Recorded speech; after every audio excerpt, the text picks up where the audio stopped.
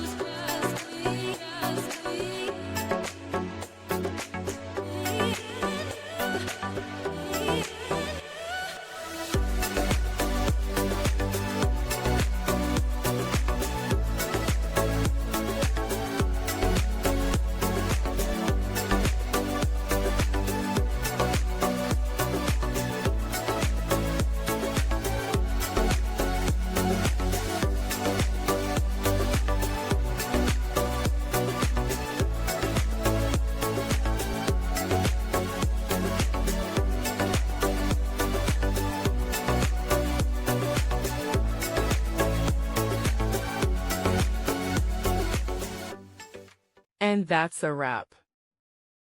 I hope you found the answer you were looking for. If you did, take a second to hit that subscribe button. It really helps out. And let me know in the comments which solution worked best for you. See you next time in the debug zone.